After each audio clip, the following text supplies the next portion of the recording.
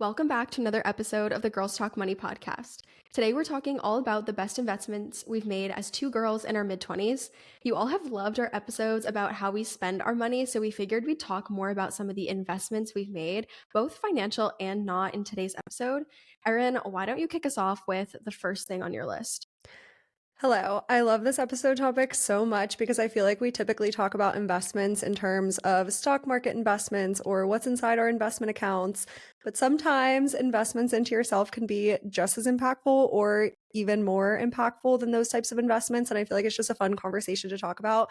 I heard a quote last week talking about how any dollar that you invest into yourself, you should expect a 10x multiple in one way or another. And I really love that mindset because they were kind of talking about it in terms of like any investment you make into yourself is the only investment that you kind of have direct control over the outcome, which I really love. And also, it's the only investment that you can't be taxed on your return.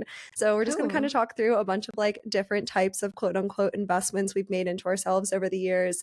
I also asked my Instagram story for some of your favorite investments, which was fun to read through. But I will kick us off with this first one. I wanted to start with this one because obviously this is the Girls Talk Money podcast. And I said that one of the best investments that I've made were the hundreds of hours that I spent learning about personal finance, investing, and real estate, and also doing research on how to make money. And no, it doesn't take like hundreds of hours to learn about personal finance. It definitely doesn't. If you're listening to this podcast, you probably know most of what you need to know about personal finance. Like the concepts don't take that much time to learn. But I feel like doing all of that research and spending all of the time, literally the hundreds of hours that I spent in college, like diving into personal finance and investing and real estate and all of those things, I feel like what was impactful for me was at the time I was listening to a lot of podcast episodes where they would bring on guests that have sort of really inspiring money stories, or they have done something really incredible with their money. So maybe they started from nothing and now they've been able to retire early because they bought some investment properties, or they have been able to retire early because they lived super frugally for 20 years and now they have enough in their investment account to retire early. Just like really incredible and inspiring money stories. And why I think this is one of the best investments that I've made, especially in my early 20s, because it really made me rethink about the way that I view money, and it like shifted my money mindset so much and just sort of opened my eyes to what's possible. I feel like growing up, I always thought that money's purpose was just to pay for your day-to-day bills and you save a little bit of extra, and that's just kind of like the way that you live your life. But doing all of that research, spending all of that time learning about those concepts, learning about investing, learning about real estate was so invaluable to me because it just showed me that there was more, there was a different way to live, and that I could one day also build that type of wealth for myself. Yeah, absolutely. This is one on my list. Like, I feel like one that's kind of similar. That is like investing in friendships and community. And I think that the reason I say this is in connection to what you're saying is because I feel like surrounding yourself with people that are on similar journeys as you or know more than you in different ways, like you end up learning so much. And that's what I tell people when I talk about my freelance business all the time is I'm like, try to get clients that are way smarter than you. You know what I mean? And just like listen to how they speak, listen to like how they talk about things, how they think through things. Because you will learn so much from that. And I feel like that's similar to the whole idea of like listening to these stories of what people do with their money and how they did it. Because it really just opens your mind up to like a world of possibilities. I don't know. I had a client that scaled her freelance business before she founded a startup. She scaled her freelance business to $500,000 a year.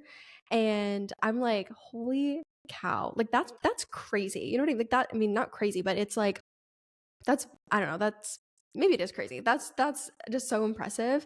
And I feel like being around people like that, you really do learn so much. But even in general, I think investing in friendships and community, especially people that you feel like are on similar trajectories or have similar goals, it really does push you to like do better with your money and to try to get more creative about how you make money and your time. And I don't know. Like I feel like with even with like our friendship, like I feel like we like help each other out in a lot of ways, and I feel like had we not like taken the time to like actually like get to know each other and like text and you know what I mean, like put in the effort to like build a friendship, I feel like, you know, we wouldn't have Yeah. learned as much as we've learned from each other I or totally started a agree with that. podcast.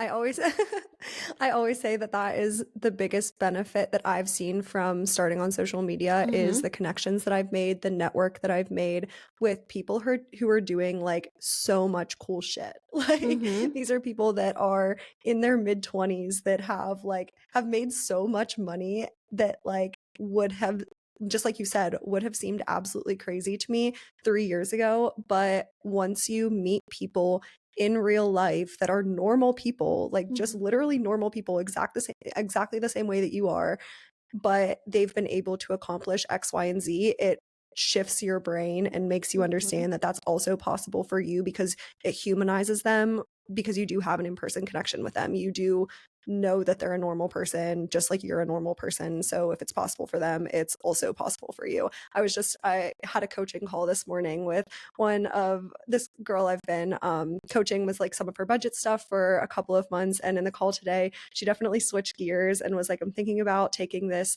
certificate course. It's kind of an investment, but it's the career that I think I want to go down.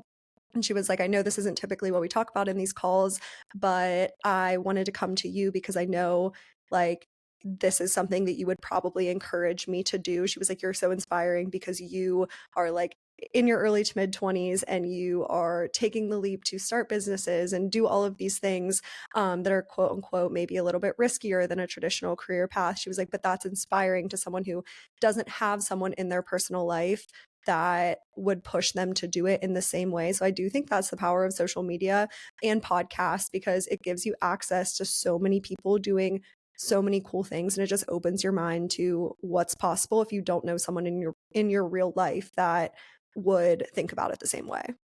100%. When I took a course last year with my friends on manifestation and neuroscience, which it was a 20-week course. And there's like modules we'd have to watch every week. There's like homework kind of exercises.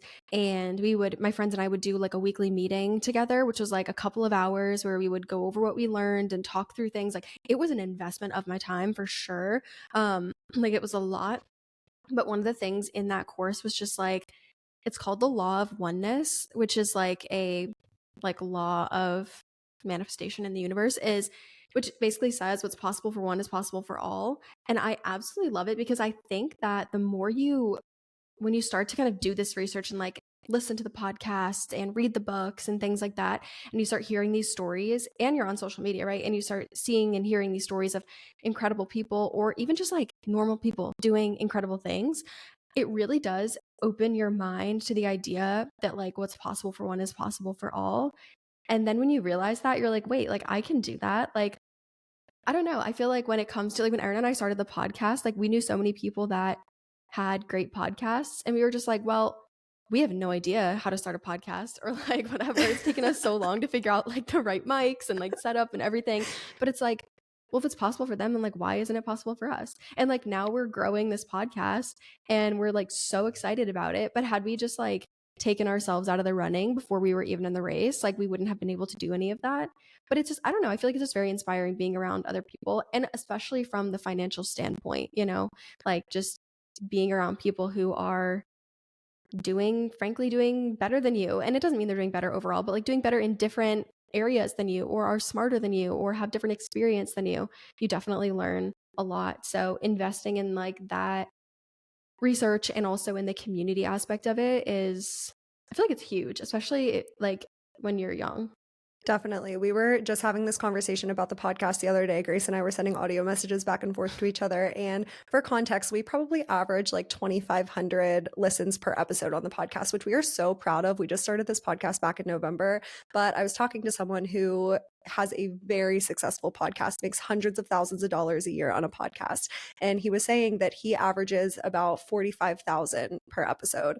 And Grace's response back to me was like, that's not that far off from how like we are. And I was like, you're honestly right. She was like, that's 9 times what we're doing. I was like, that's so true. That's such a good way to look at it. Like, if it's possible for him, it's possible for us too. And we're only going to keep learning and keep growing, so that like not taking yourself out of the running for whatever you're trying to do is so, so important. Like, you Hmm. can do anything that someone else is doing. You just kind of have to like not take yourself out of the running before it gets started. But the next thing on my list that I have here, I said, any money that I have spent trying to start a business or advance a business, even if I didn't end up actually doing anything with it. And I have a couple of like very definitive examples here, but there's so much that like can be applicable to this.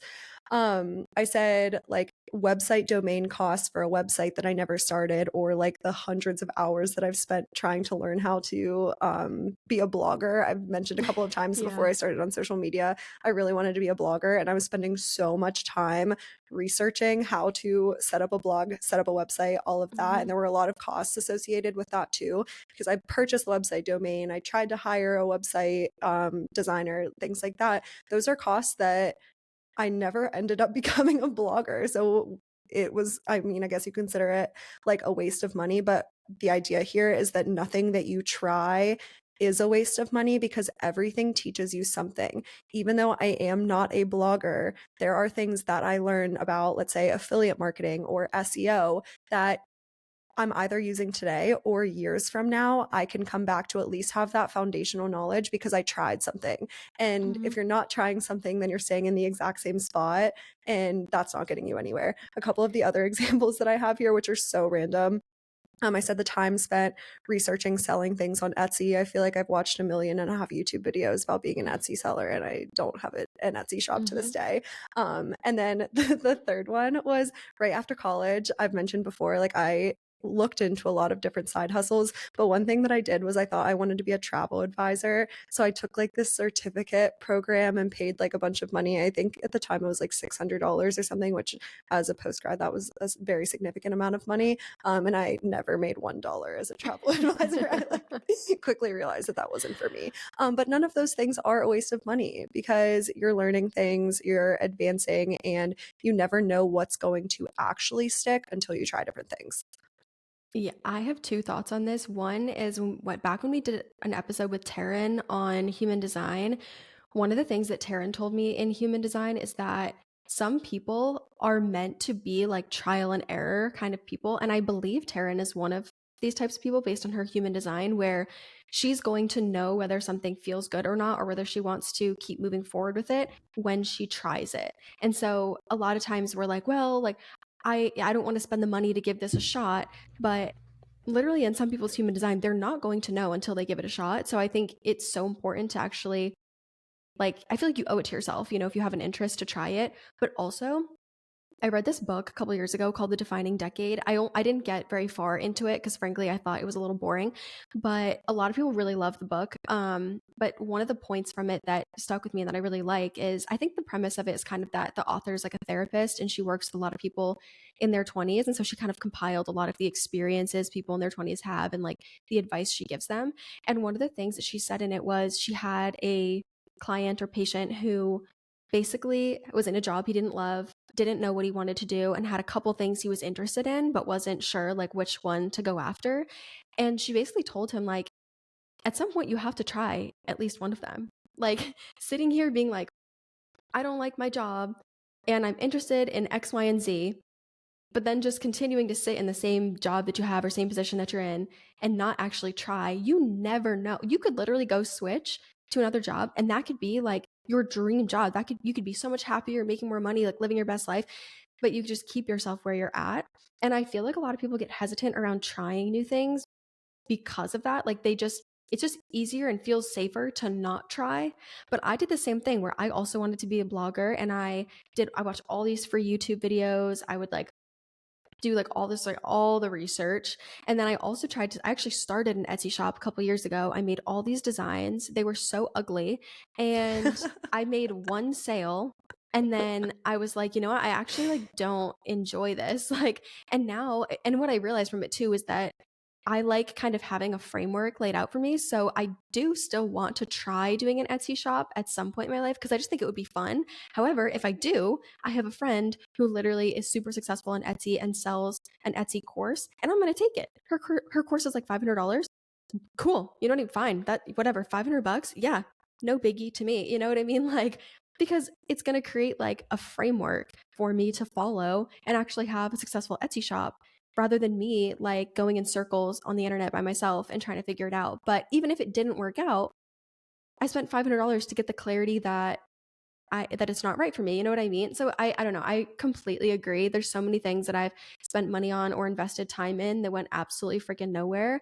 But it gave me the clarity that I either didn't want to do it or if I do it again, I'd want to approach it in a different way. And I feel like that clarity is worth so much, just to have the direction of where you want to go. Definitely. You brought up the book, The Defining Decade, and how you Mhm. didn't finish it. And there's something that I know is on both of our lists that I feel like we should pivot the conversation to. It's the whole topic of education post Oh, grad. And yeah. the one point that I have here on this topic is nonfiction books, even if I don't finish the book. I used to always think that I would waste my money on books because I would Mhm. buy a book, I would read the first 4 chapters, and then I wouldn't pick it back up. But honestly, with a lot of nonfiction books, if you read the first 4 chapters, like you're totally good. And Yeah. you probably learned like 80% of the information that you need to know. And if you spent $10 on a book and you learn 80% of the information, that is not a waste of money. And that could spark your interest into go like learning something completely different or like Mhm. learning that topic but like in a different format. So if I read the first 4 chapters of a book and now I'm interested in X topic and I go watch a YouTube video on it, and now you're continuously learning even though you never even finished the book. Actually, one of my very favorite personal finance books that I recommend to literally everyone. I have never read the entire thing, The Simple Path to Wealth. I've only read the first half. And it's like I learned Oh my gosh. everything that I needed to know and I invest my money That's totally so fine. And I funny. only read half the book. That's funny because I think I actually tried to read that book and I thought it was so freaking boring that I was like, I no, I put it down. But it reminds me too, I think I used to feel the same way about spending money on like books and courses and stuff. And for reference, now I'm such a big reader. I think I've read 17 or 18 books so far this year, and we're filming this on May 1st. So I've read a lot in the last 4 months. I read every single night before bed. Like it's no ifs, ands, or buts about it in my routine. I literally like when we go on like work trips, I take my book and I like try to read before bed. I love it and I feel like I learned so much. But I will say, I used to feel like I was wasting money, and I do get all my books from the library through like the Libby app or Hoopla app, so I don't pay for them. However, with most of the nonfiction books I've read, I think I usually have one thing from the book that sticks with me. And like I think back to when I read like Psychology of Money, and like I have one major takeaway from that book, but it informs so much of what I do. And it's the idea that um feeling like in control of your money is like a big indicator of happiness, and how in control of your life you feel is a major indicator of happiness. And that one takeaway has informed literally everything I do on social media because I realized I want to feel in control of my life so I can feel happier. The content that I create is my journey of trying to feel in control of my life and try and help other people feel inspired to gain control of their life. So when they see a problem, they try to fix it and like gain control of it rather than letting it just like linger in the background. But that if I had felt like that was a waste of money or a waste of time, I would have never had that takeaway. I think back to a lot of the books I read and I have usually one major takeaway.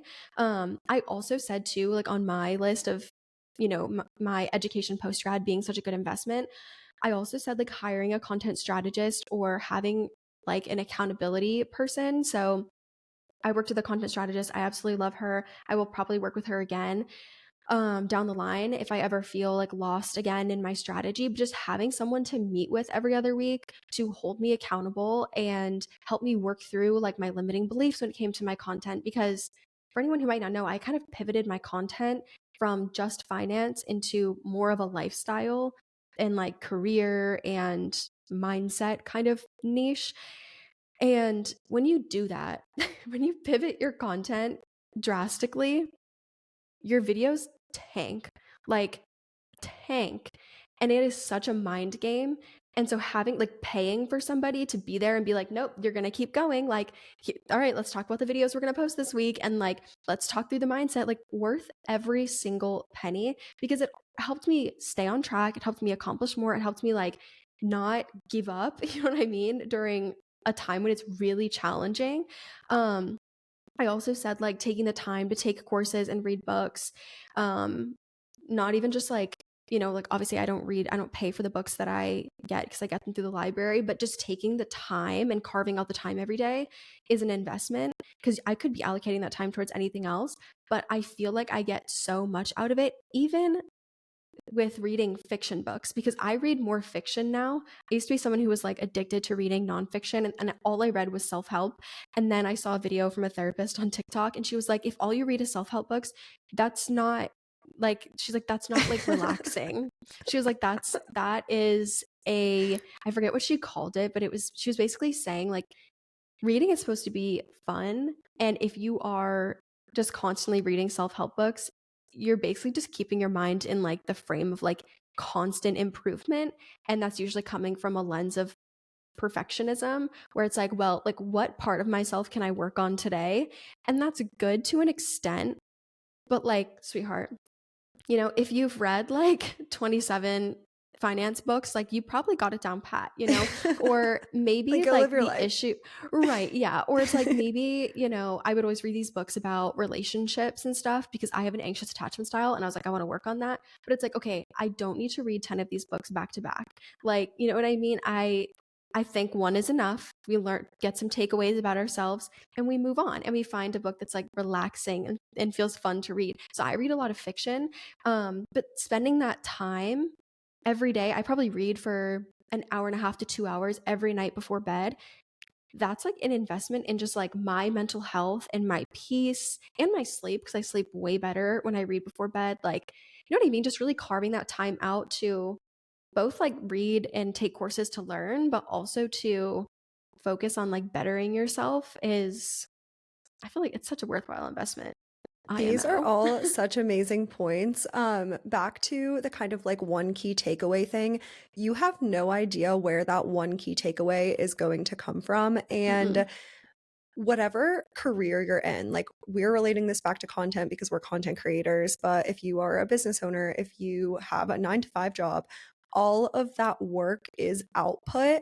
And if you don't have anything giving you input, like if everything is output and output of information, but you don't have any information as an input, your creativity is going to burn out so fast and you're going to feel like, what am I even doing? Because you don't have all of the information in your brain and you don't know what you don't know in a lot of aspects. You were talking about the content strategist, and I recently hired a new content strategist as well. And it wasn't because I was like feeling burnt out in my content. I wasn't feeling a lack of creativity, but I was like, I just want someone else's input. You know what I mean? Mm-hmm. And I didn't know exactly what I was looking for in this call. I didn't have a defined outcome, but she defined a content pillar for me that I didn't even think of. She was like, from an outsider's perspective, you do this so well. And this is not your typical like niche or typical style of content, but I think that you can help people in this area. And I'm actually like going down that route now. And I literally sent her a message this morning and I was like, wait, that content pillar that you provided to me, like I'm actually really pivoting towards that now because a lot of the personal finance stuff is coming into the podcast and that leaves a big gap in my personal channels to pick up a different niche. And she like helped me do that, and I didn't know that that's what I was looking for in that call. But anytime you pick up a book, watch a YouTube video, do anything that is going to like give you an input of information, you can get takeaways that you like didn't know you needed, and that can like advance whatever you're trying to do. So I love that. The last thing that I said in the kind of like education post grad category is kind of just taking different like courses or certificate programs or different things like that. And this can really be attributed to your like corporate career as well. When I was working in corporate, I took a communication skills certificate course. My manager like recommended me for it because he was like, I think you're a really good presenter, but we want to get you like more into that. Like we want you to start taking on like leadership roles on projects and different things. And we think a communication skills course could really help you. And the course was by Dale Carnegie, the guy that wrote How to Win Friends and Influence People. He has an entire like course program. So I took that through my corporate job. They give you like an education stipend, which a lot of corporations Oh, do. So if cool. you work at a big corporation, you could potentially like be eligible for something like this as well. So I didn't have to pay for it out of pocket, but it helped so much. Like, and now I have a podcast. So public speaking is obviously like a huge part of what we do. So you never know kind of like how you can benefit and like to what extent until you do things like that and keep like pushing yourself and keep trying new things. I also think there's something to be said about how money kind of like buys you time in a way where, I mean, obviously, like time is the only thing that we can't really get back. Like the clock just continues to tick, right? If you go and spend $5, you can find a way to make the $5 back, but you can't necessarily get time back. However, I think money can buy you time because thinking about like that course, for example, you could have like probably Googled your way through learning some of the things that were in that course, but it would have taken you 10 times as long. Or like these, books that we read and stuff, we could probably Google it, or courses we take, we could Google our way through everything. But do you really want to spend like the hundreds of hours Googling and figuring it out? And this reminds me too of one of the other things that I have on my list is one of like my best investments, and that was getting a color analysis done. And I know I've talked about this so many times, but I just did it last month and I spent $350 on getting it done, which is obviously like a chunk of cash. However, one, I think investing in your appearance is so worthwhile because if you feel more confident in yourself, the energy that you show up with is so different. And I think that that directly impacts how the world around you responds to you because you're not showing up feeling insecure.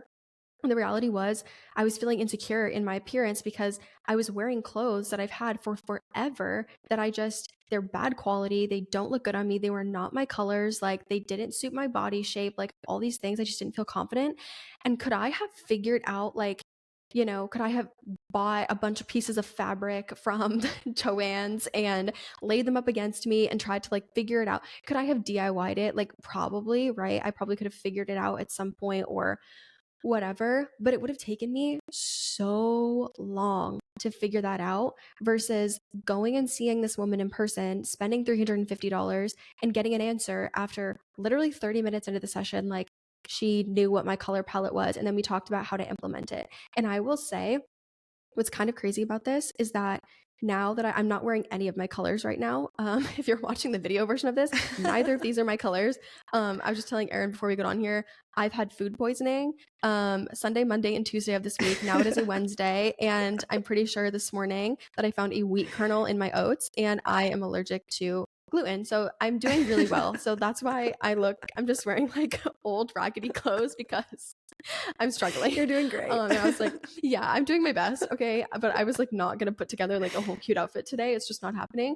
But I will say now that I've actually been wearing my colors more, it's funny because people are kind of noticing, like I've been getting a lot of comments and DMs lately, which if you've sent me one of these DMs, like I love you. Like I just it like it's when you invest in yourself and then like people notice like the difference, it feels so good. And also it's just so kind. Like anytime someone messages me and like compliments me, not even just like an appearance thing, but just being like, I love your content, it's helped me so much. It like goes like straight to my heart. Like it means so much to me. But I've been getting so many DMs lately of people being like, you are just glowing lately. Like, or people commenting on my videos and being like, you're glowing. Like, oh my gosh, like your skin looks so good here. Or like, just, and I'm like, you know what? I'm like, really nothing has changed. I haven't changed my makeup routine. I haven't changed my hair color. The only thing is that I'm wearing colors that actually look good on me. I'm wearing warm tone colors because I have a warm undertone. And that just like, that makes me look more cohesive and makes me glow. And I just feel so much more confident. Like I just had a photo shoot done. I got outfits based on my colors, and I love how the photos came out. As where in the past, like I usually hate how photos come out of me when it's like, like a photo shoot or friends taking pictures of me or something. Like I just feel so much more confident. And again, could I have spent the time trying to find the answers myself? Probably, but that would have taken me so much time, and I value my time, so I'd rather just like spend the money. But I honestly think that anytime I've invested in my appearance, like any of the Botox I've gotten or filler that I've gotten, or when I get my hair done, or the fact that I do my nails every month, or doing this color analysis, buying clothes that look good on me, whatever, all of those things, I never, like, I don't really regret them ever. Like, I truly feel like investing in my appearance and taking the faster route, right? And the better route and saving myself the time is absolutely the move. Like 100%. Totally agree. I also have investing in confidence on my list as well. And I think Mhm. this can be thought of as both a time investment and a monetary investment. On the time Mhm. side, one thing that I've been really good at in 2024 is keeping up with my self tan routine because I went back to Mhm. my natural hair color and I just like knew that the brown would wash me out if I was really pale. So I was like, okay, I'm gonna go back to my natural hair color, but I'm gonna be good about self tanner. And like, if you're watching the video version of this, you can tell like I am very tan right now. I have a really good routine of putting self tanner on every couple of days, and I get so many DMs as well of people being like, "You are literally glowing. Like, what is going on?" And I'm like, Mhm. "It's just my self tanner. I'm just consistent with keeping it on, like, Mhm. and that's just a No, time you investment." And same thing. Oh, go ahead. I was gonna say you literally inspire me to stick to with my self tan routine because I you can see today if you're watching the video version, I look terribly pale because I exfoliated last night because I'm planning to tan tomorrow night. And I literally this morning when I was like doing my skincare and I had like a sweatshirt on that was like covering my hands basically. And then I like rolled up my sleeves to put my skincare products on my hands, put it on my face. And I literally went, I said, "Oh my god." I was like, I because when you exfoliate, it's like you're like palest of Yeah. the pale, you know? Like, I mean, I'm white as hell, so I'm very pale naturally. I was like, "Oh my god." I was like, "No. No, no, no, no, no. Nope, nope."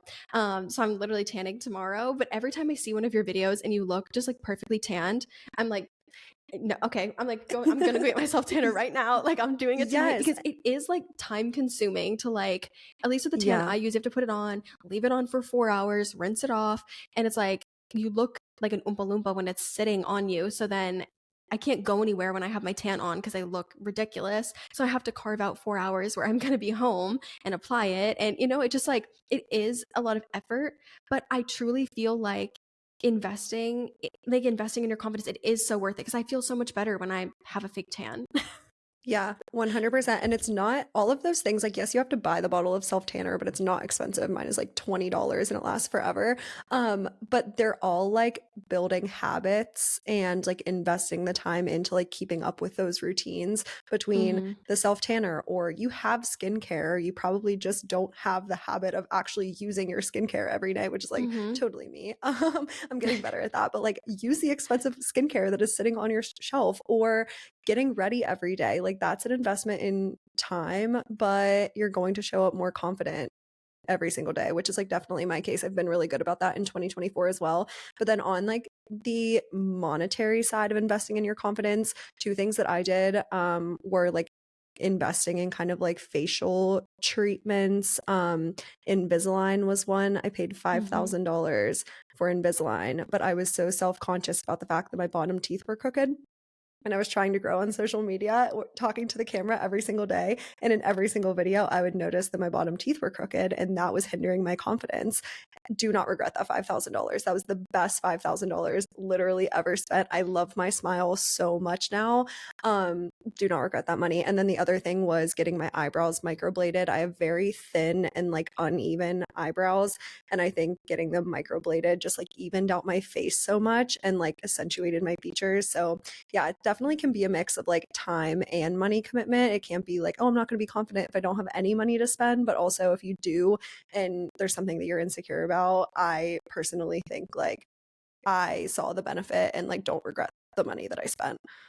Mhm. I also did Invisalign and I think mine was like 7,000 because I paid for retainers for life. So if I ever break or lose my retainer, I get another one for free.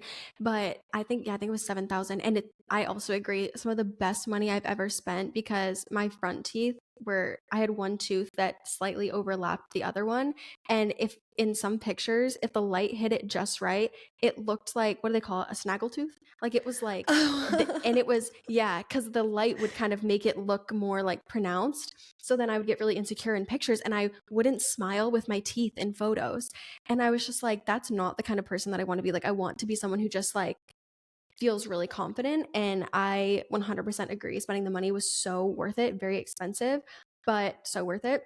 The other thing I had on my list, it's kind of related to this, that was expensive, but the most, like, truly, if I had to think about the best money I have ever spent in my whole life, I would probably say it was this, and it is going to a functional medicine doctor.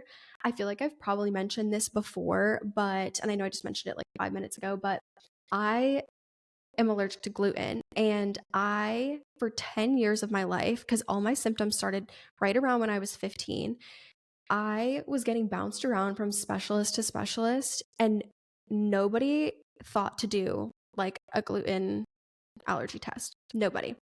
And it was getting to the point where I was having breathing problems. I couldn't take a full deep breath in. I was having brain fog and memory problems to the point where in college, I was having trouble with like taking tests because my brain, like the brain fog was so intense. They literally sent me for a sleep apnea test because of my brain fog, which I had to pay out of pocket for. It was $700. I had to go see a neuropsychologist for ADHD testing because I couldn't think, and they were like, maybe she has ADHD, like, and I was paying for all these things out of pocket. I went to a gastroenterologist. I did, all of the tests and things and all the different diets and things. And I just like, it was so frustrating. And again, this was happening for 10 years. I even went to an ENT, an ear, nose, throat specialist, and I had a bunch of inflamed sinus tissue and a deviated septum, and I had no idea. They thought that might be causing my brain fog. So I literally had the surgery to fix my deviated septum, which is fine. It was free because my insurance covered it. But I went through an entire surgery, and then come to find out, it improved my breathing like maybe by like 2%, like very slight, but that was not the actual root of the problem. So I went through this whole surgery for no reason. It was actually insane. But I was so hesitant to spend the money on functional medicine because at the time, when I first found functional medicine, I was like just out of college and I wasn't making a lot of money. Like it was so much to spend on. But last year, it was right around this time last year. It's been almost a year since we found my gluten allergy. I was like, you know what? I'm so done living like this. I was so bloated all of the time. I couldn't wear jeans. I couldn't wear anything with a button because my stomach was fluctuating so much and bloating so much. I had inflammation in my face, in my arms, like everywhere. It was horrible. I was like, I'm done living like this. This is actually ridiculous. Like, if spending the money is going to get me the answer I need, I'm just going to spend it. And between the appointments and all of the testing that they had to do, I feel like I probably spent in the range of like $1,500 to $2,000 if you include like the supplements and things I had to buy. And it was a process. Okay. Like I was doing all the things, the candida test, the breathing test, for SIBO, and you have to like blow into a bag. I had to do a stool test. I wouldn't wish a stool test on my worst enemy. No, it's disgusting. Like, and you have to pay fucking like, I don't know, $300, $400 for a stool test. It's like, oh my God, it feels so silly. But all of that helped us get to the bottom of my whole health issue that my doctors couldn't figure out for 10 years.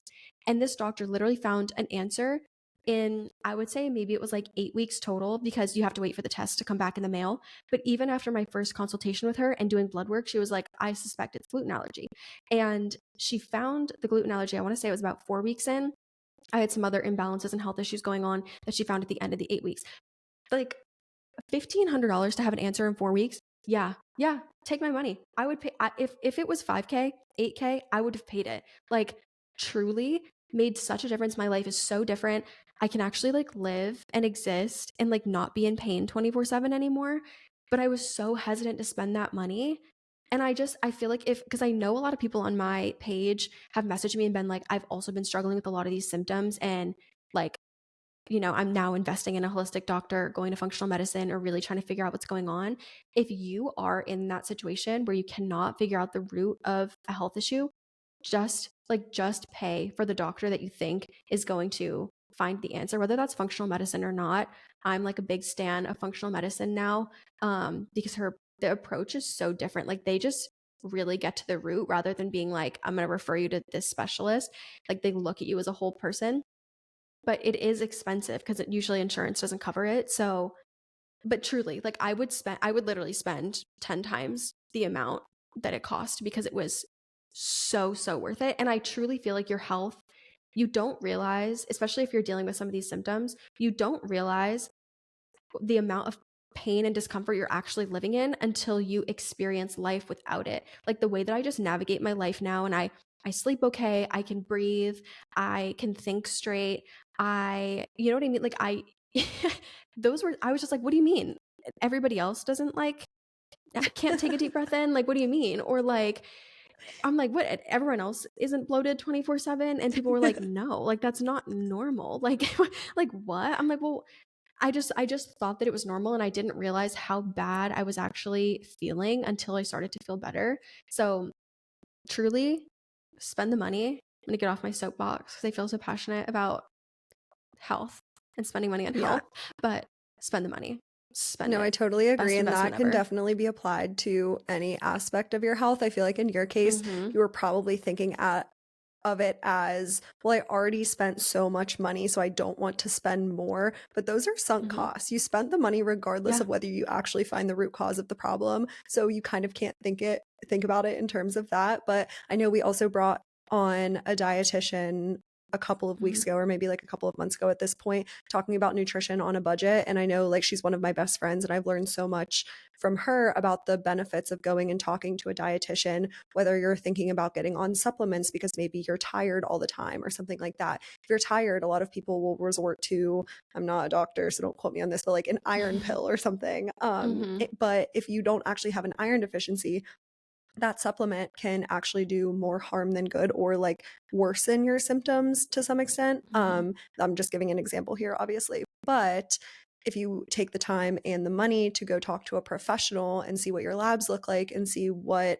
you're actually deficient in, then you don't have to spend the money on all of these different random supplements that are probably all contradicting each other and probably not helping you because you aren't identifying the deficiency to begin with, or maybe going and talking to a personal trainer. I know I gained like a decent amount of weight in college, like early on in college. I definitely gained the freshman 15, and I was just trying to do like a ton of cardio, and because I thought that like that's what would help me lose the weight. But once I joined like an actual gym and I talked to a personal trainer and then I started lifting weights, and I found out like the impact that muscle mass has on your ability to lose weight and the impact the muscle mass has on your metabolism and all of those things, it helped me get to the point that I wanted to be at much more efficiently, because me doing a shit ton of cardio all the time like clearly wasn't working. It wasn't very efficient. Mhm. So yeah, spending the money to optimize your health is definitely a good investment.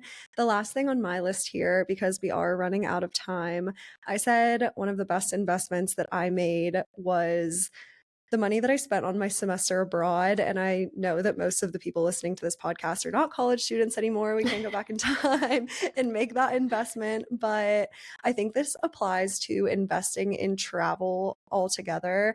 And there's definitely a difference between spending money on a vacation and investing in travel. And I'm not saying that vacations aren't valuable. Obviously, they are. I love to take a vacation, I love to take a girls' trip. But I honestly do think there's so much benefit into investing into travel in your adult life. And this is something that I have not been prioritizing. And it's something that I really want to start prioritizing in the next couple of years.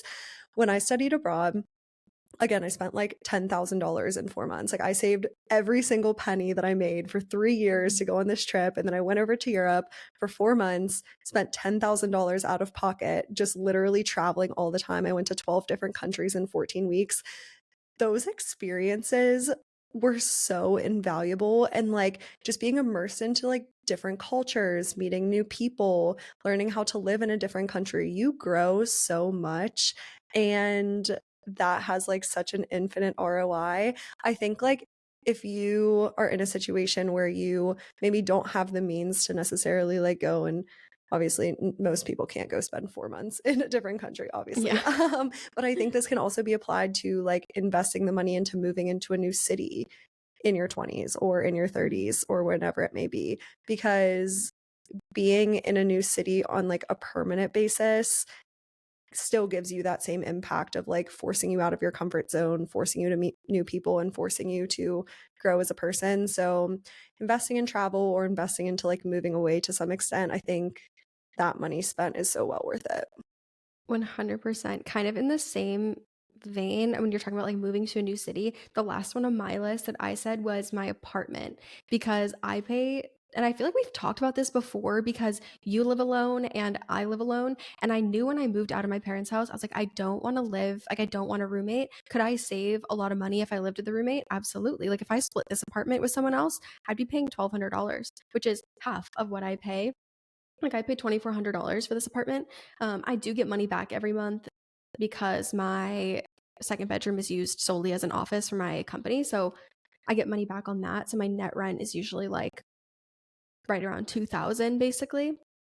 But I feel like living alone is such a valuable experience to have, especially in your 20s. Like, I knew I wanted the experience of living alone before I ever move in with a partner. I wanted to have that time to just be with myself, learn to be comfortable being alone, kind of figure out my own habits and routines and how I want to live my life. And you know what I mean? I don't know. And I feel like I've only been here for like 3.5 months and I love living alone. I love my peace. It is worth every single penny I spend on it to be comfortable in my home and to not have to worry about like, oh, like I don't know, like I need to like clean this thing up like this instant. And I'm not dirty, but like, you know what I mean? Just like I have a pan on the like stove right now that I used this morning. If I had a roommate and that they're like, hey, like clean up after yourself, like I can just clean that when I have my lunch break, you know? Like I don't have to worry about that. Or just like if I want to have friends over, I don't have to like get it, approved by my roommate and be like, hey, do you mind if I use the living room to have friends over? Like I just have full control over the space. And it's also helped push me to like go do things by myself and make more plans with my friends and just like get out and go do things. And the mental clarity I have here, especially working from home and being a business owner, your environment, I feel like really impacts how creative you're able to be and the work you can deliver to clients and the work that I can put out on social media. And having that space to just create freely and think freely, worth every single penny. Like, yes, $2,400 a month is a lot. I do have a large apartment and it's 2 bedrooms, 1,300 square feet. So it makes sense. Like, I think it's a fair price in Massachusetts for an apartment of that size and in the location that I have it. But it is a lot. Like, that's a chunk of money, and I could be spending a lot less. But I think that I viewed it as an investment in myself and in my career because of the ROI I would get from just like having that mental clarity and having that control over my space. So definitely think that your environment, whether it's where you live, like the physical apartment, or the city you live, I think it's definitely a worthwhile investment. I'm so passionate about this topic, and I'm so happy that you decided to just get the apartment before you decided where you wanted to move, because I know you were so on the fence about it for so long. But I said the exact same thing. I was like, Grace, just get into the apartment. I don't care what city the apartment is in. Just get into your own space because you need it. It's so, like you said, the mental clarity is just so important. And I feel like I'm just establishing this again because I talked in last week's podcast episode about how I just got out of a relationship. So I'm single again. I have been for the last couple of weeks. And in my last relationship, we lived in the same apartment complex. So we were together like literally every single day. And that was a big reason why we inevitably broke up, because I'm not ready for that. I need space and I need time to be alone, and I need a lot of time to be alone at this phase of my life because I am learning so much about myself. I am in such like a growth phase, and the time alone to do that is so important. So we could do an entire podcast episode on this topic, but like living alone in your 20s and all of that. But we are out of time, so this brings us to the end of today's episode of the Girls Talk Money podcast. As always, please leave us questions, feedback, episode ideas in Spotify, or you can DM us on Instagram at Girls Talk Money Pod. We love hearing your feedback. We love trying to get to all of your questions. So please leave them there. We would so appreciate it. And thanks for tuning in to this week's episode.